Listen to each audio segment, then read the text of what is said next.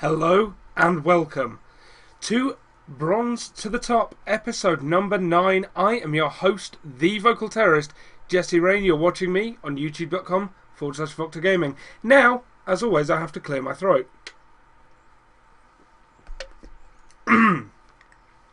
Apologies. So, we're back with another episode of Bronze to the Top. Quick announcements, of course, brand new stuff all the way around here, because I have been signed to 3D Gaming's amateur team. And again, I cannot clear my throat. This is what happens when you spend the vast majority of your day talking into several different cameras. Yesterday, I got to go to Manchester and interview Sally Jackson. That interview is now up on the Manchester Barcraft YouTube channel, just simply youtube.com/Manchester Barcraft. But that's not all, because today's 3-part episode is focused entirely on Sally Jackson. She is, for those of you who aren't skipping over to watch the interview or don't already know her, she's part of Golem Painting Studio. She does a lot of commission artwork, and it's absolutely gorgeous, I have to say. And she also runs the Fit4Gaming blog at fit4gaming.wordpress.com, I believe. The link should be in the description below. She's been partnered with Bronze to the Top pretty much from the start, and she's been a friend of mine since we first met all those months ago. And what she's really interested in is making gamers fit. And recently she's got into the world of StarCraft 2, that's why she joined the Manchester Barcraft group. So today we're going to look at 3 replays from her. Pretty much her first 8 1v1 games she sent to me. I've picked 3 decent replays from them. We're going to watch from her vision, and we're going to see exactly where she's good, where she's bad, the things she can improve upon. And also, I think it's just going to be fun to remember exactly what it felt like to be new to the game. It's been so long, and so many of us sit and we met a game and we look up build orders, we try and hit timings. Like, don't you ever miss that time where you just didn't really know what you were doing, where it was just like, I want to make units. Units are really good.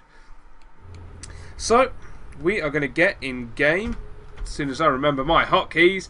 Yeah, so here we see it is Bubblegum on Daybreak. She's the blue Terran with the fastest split in the West. And that's fine, there's no rush. As you can see, we have no vision here, because I really want to focus on just what Bubblegum is doing, what Bubblegum is seeing. I will probably switch between calling her Bubblegum and Sally Jackson, because I do that all the time. I'm a horrible person for using real names instead of in-game IDs. So we're just going to take a look. Obviously all this is so nice and normal. SCV is just sent off a little bit too early. That's fine, it's nothing big. And that supply depot is going to be made. See, and is it the same for the rest of you? That you played Terran because that was what you played in the campaign? Because I feel like everyone, almost always, who didn't play Brood War started out as Terran, because that's what was in the campaign, and you knew how to build barracks and stuff. And again, this SCV is sent away to scout. It is pathed right across the map. Decent timing. I mean, it's not terrible. It's not... yeah, actually, I'm pretty happy with that timing. Now, again, we have this problem where the SCV is sent away too early. You know, those are minerals in its hand that could have been handed in. But that is the kind of thing we do as a young gamer. We try and learn the timings. When do we send our workers to make buildings? And again, at least she's sending them away to make them. It's just really nice to see. I mean, it's not about timing that. Depot, barracks, and then idle SCV. You just wait until we have minerals. Right now, constantly producing SCVs. Big thumbs up for that. Always producing workers. So, and it looks like we're going to open with 2 barracks. Again, perfectly fine. Units are good. We want to make units. What do we see with a scout? Well, we saw a gas. Gas is scary. Gas can mean tanks, it can mean Hellions, it can mean anything at this point. It could be banshees, it could be ghosts for all we know. Because of course we are new to the game. We don't know what's coming, we don't know the timings. We watch a lot of esports and we try and understand. And again, I'm just keeping an eye on this. Constant worker production. It's absolutely wonderful to see out of someone new. I didn't do it. I made about 2 workers and then stopped. I'm like, right, I need this money for Marines. because Marines are important. Still no gas, which implies essentially something early and aggressive. We finally see the command center morph. That's fine. 350? No problem. We don't need orbital commands earlier than that. SCVs are more important. Of course, in truth, you want to morph this, because I know Sally will watch this, you want to morph that command center into an orbital command as soon as that first barracks is finished. Because then you can drop a sexy mule here. You can start saving up your energy for your 630 scan into your opponent's main. Nope, going to go for a quicker scan, but at least it lets us see, excuse me, the double gas and factory. And in response, we have 2 more barracks going up. Fair enough, and 2 gas going down, because why not? We've got money. Still no expansion. That's fine. I'm trying to remember how long it took me to actually expand in a game. Like, I just didn't understand that that was so necessary. But I mean, we have an interesting defense going up. We have a lot of Marines coming out. We have 2 gas, so we're going to start building up money for things like reactors and tech labs and upgrades. I'm just going to take a quick drink, because of course right now it's a bit quiet. And this is nice. Look at this. Using that SCV to sit on a Xel'Naga watchtower.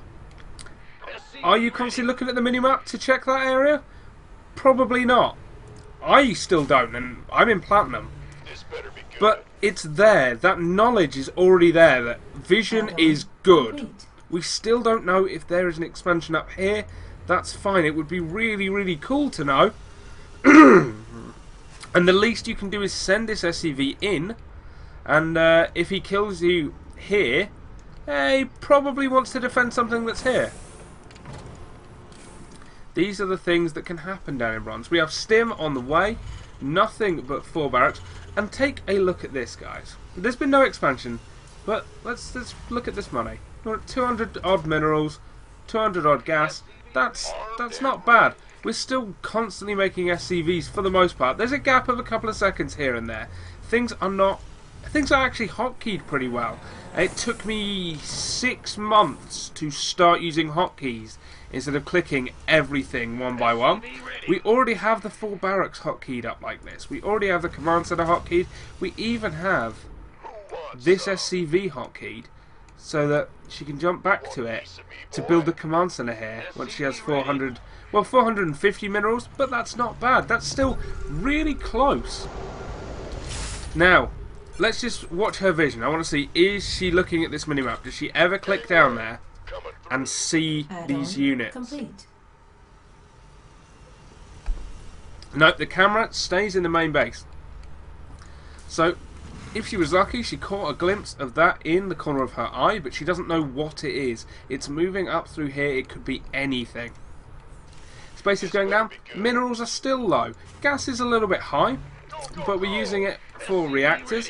We're now producing a couple of Marauders.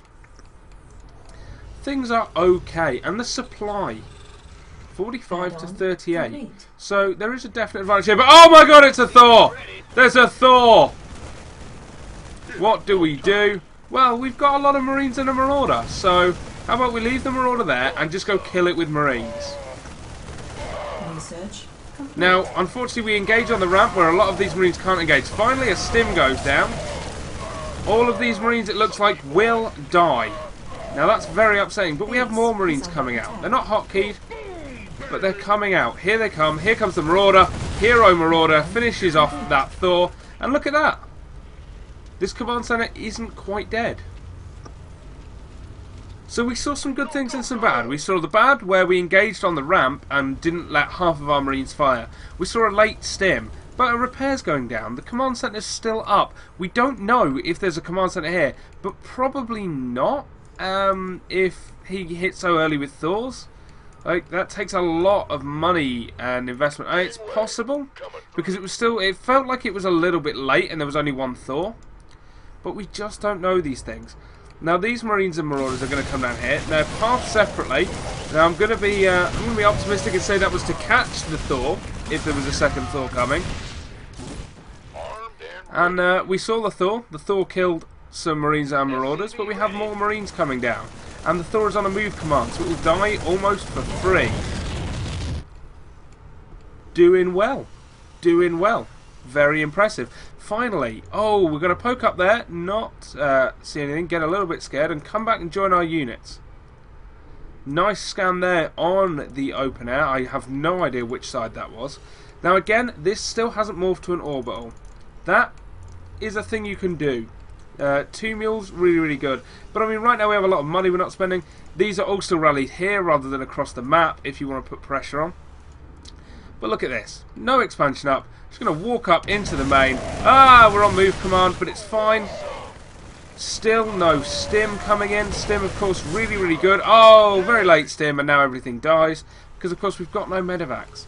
What's the follow-up to this? We have a ton of minerals and gas now. We could do anything we wanted. We could build production facilities here. As my mouse, as my middle mouse scroll goes wild. So we could build production structures here. We could build them here. We could morph this to an orbital command. We could take a third base. He can't move out forever because we killed 2 Thors and damaged another one. So these are the things you want to be thinking about going forward, Sally. Is really, how do I keep that money low? You started very, very well, and you are constantly producing units. And here we go. Here we're going to go. We're going to see just more barracks, just more stuff coming out. I like it. I really do. We've realised, you know, we've gone over the quick adrenaline shock of, oh my god, there were Thors and I nearly died. And now we're looking at the mineral counter again and we're saying, oh, that's awfully high. What am I going to do? I know, I'll build 4 more barracks and then I'm going to go across the map and I'm going to kill him. Because that's what we want to do when we're new. We want to kill our opponent. That's what so many of us still want to do now. We want to kill our opponent. We don't want to get ahead. We just want to kill him. Now there are 3 Thors. 3 Thors are scary, but we have a lot of Marines and Marauders. And we even stim them this time at about the right time. Now unfortunately we double stim them so that everything dies, but we do kill 1 Thor, and we still have more and more units coming out all the time. This time they're rallied across the map. Let's watch this rally path. They're actually rallied up into the main of our opponent, which is not the best place to rally them, given that they will be on move command and they will all die should they get caught out. Now all of these are hotkeyed. All of them are pretty much doing stuff as and when they can. We've actually got a few too many because we now only have 400 or 500 minerals. But that's okay. And look, we're even going to kill this expansion. We've got barracks going down from this kid mix. Who does he think he is? Thor's getting 3 kills on Marines. Again, that's fine. Because it's actually delaying the Thor attack. So we half kill this command center, and then we leave it. We just want to leave it up. And Kidmix just leaves the game. He's like, oh my god, you have units. How dare you? And we're going to continue killing his base for a little bit, because that's the way we roll. And finally, Bubblegum leaves as well. So, I think that was a lot of fun, and a little bit interesting. We saw, again, hang on, let me just kill the game sound. We saw units are good. We saw Sally have an understanding that she needs to be spending her money constantly on units and SCVs, and that she needs to add production buildings as the game goes later. Of course, we also saw the slight problems, such as command centers not being morphed to orbitals, allowing the minerals to build up in a huge clump, and then adding 4 more barracks, when really just 2 more would have done if you'd kept it up constantly. But to be honest, I think that's decent. I think that shows a lot of promise. And for the fact that that is replay number 2, so that's pretty much a second 1v1, I'm going to give you a big old thumbs up. I think that was a good game. So of course, that is part number 1 of Bronze to the Top number 9 done.